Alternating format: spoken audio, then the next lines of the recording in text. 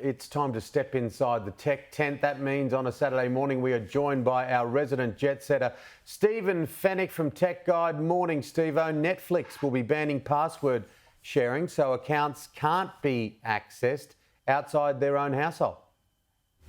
Good morning, Timmy. Yeah, this is, it's already been introduced in other parts of the world, including New Zealand. So expect it to come within the next few weeks for Australia. So basically what this means is that you can't have anyone accessing your account from outside your household. Now, it's going to upset a lot of people because we've all got them. There's people, our parents, grandparents, children who don't live out in our homes that we give them the spare login for Netflix.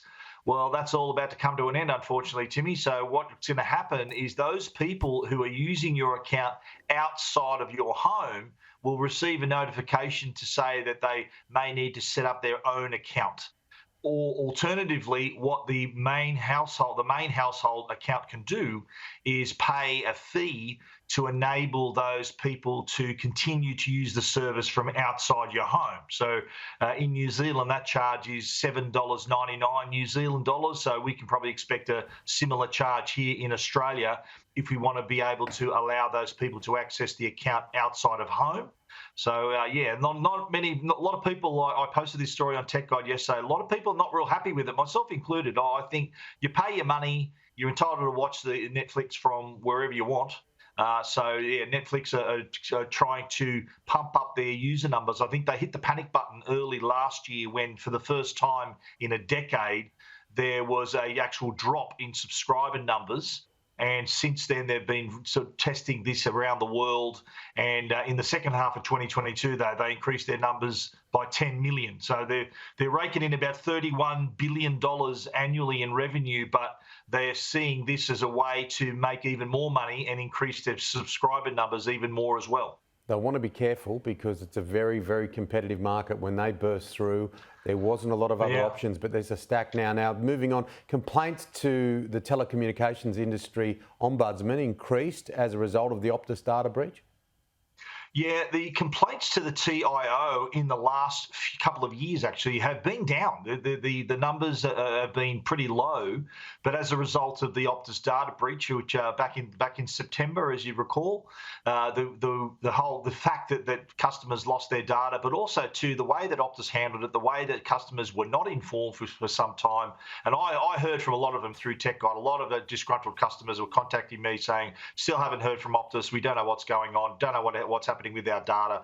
They've expressed that disappointment to the telecommunications industry ombudsman. Complaints against Optus themselves actually increased by 39%, and other complaints too relating to the not only the leaked data but also the worry of having data and the uncertainty of knowing that some hacker has got their information. That also increased the complaints about mobile and internet to the telecommunications industry ombudsman as well. And just to be clear, Optus was actually not the most complained about company back in the last quarter, in the December quarter. Telstra accounted for 38% of complaints. I think the reason behind that is that they have a lot more customers than the other telcos, and Optus actually accounted for 36% of all those complaints. So they took a big, they rose in the number of complaints against them because of the data breach. But yeah, customers not happy, Tim. What's the latest with the NBN?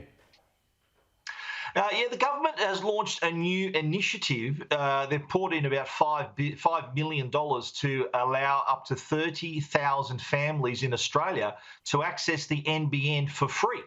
So this is a program that's not only co-funded by the government but also supported by brands like Aussie Broadband, Belong, a lot of NBN retailers that are offering their services for free. This is obviously aimed at families doing it tough, families that can't afford the internet, but also the qualifier is that they have a school-aged child at home.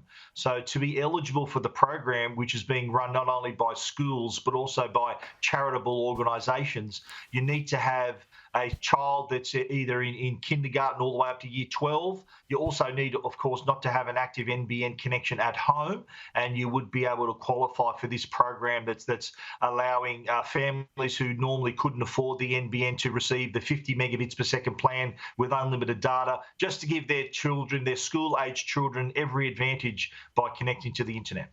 We won't mention the trial form last night with South going down to Manly. It is trial form, so we'll see what happens. Yeah. A trial's a trial, mate. That was our reserve grade team there, just giving everyone a bit of a run. Got a good on Anthony Seibold for getting a win over his old club. But yeah, I think that form accounts for nothing, mate, at the other end of the season. But good to see footy back though, Tim. I'm happy to watch the footy again. I do think Manly will be better though. I think Manly will be better this year. I really Absolutely, do. yeah. Anthony Seibold's a great coach. Yeah. Absolutely, yeah. Good on you, Fenech. Thanks, mate.